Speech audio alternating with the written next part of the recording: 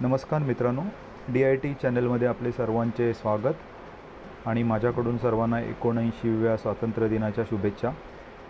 पंतप्रधान नरेंद्र मोदींनी आज लाल किल्ल्यावरून 3 महत्त्वाच्या मुद्द्यांची घोषणा केली। थोडक्यात त्यांचा जनसामान्यावर होणारा परिणाम यांची आपण चर्चा करू। पहिला, मेड इन इंडिया चिप लवकरच।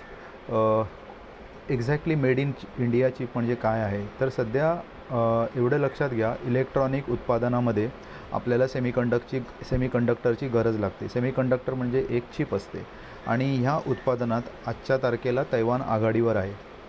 तर भारतालाही सेमीकंडक्टर उत्पादनात आपल्याला अग्रेसर करण्याचा सरकारचा ॲक्च्युली इरादा आहे आणि त्याच्यासाठी धोरण आखणी, सेमीकंडक्टरला उत्पादनाला अनुकूल स्थिती निर्माण करण्याचा प्रयत्न चालू आहे।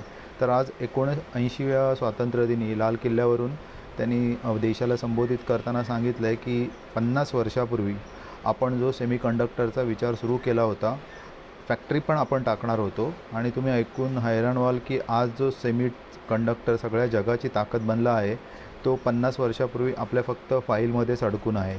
तर आणि ह्या सेमीकंडक्टरच्या विषयाची पूर्ण विचाराची भ्रूण हत्या झाली आणि आता आपल्यानंतर अनेक देश सेमीकंडक्टर निर्मितीमध्ये एक्सपर्ट बनून जगाला ताकद दाखवत आहेत। तर त्यासाठीच आता ही मेड इन इंडियाची चिप येणार आहे आणि ती वर्षाच्या अखेरीस बाजारामध्ये येण्याचा प्लॅन आहे।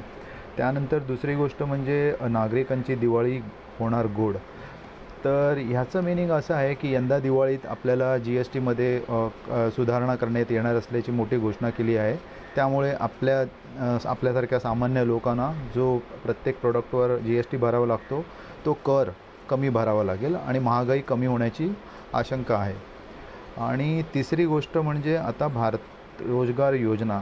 तर ह्या रोजगार योजनेत त्या पंतप्रधान मोदींनी युवकांसाठी एक आनंदाची बातमी दिली आहे। ती म्हणजे देशातील जवळजवळ 1 लाख कोटी युवकांना ज्यांना पहिल्यांदा जॉब लागणार नोकरीमध्ये या क्षेत्रामध्ये, तर त्या लोकांना सरकारकडून 15,000 रुपये देण्यात येणार आहे। तर ही चांगली गोष्ट आहे जनसामान्य माणसांसाठी। तर हे 3 महत्त्वाचे मुद्दे होते जे मला सांगावेसे वाटले।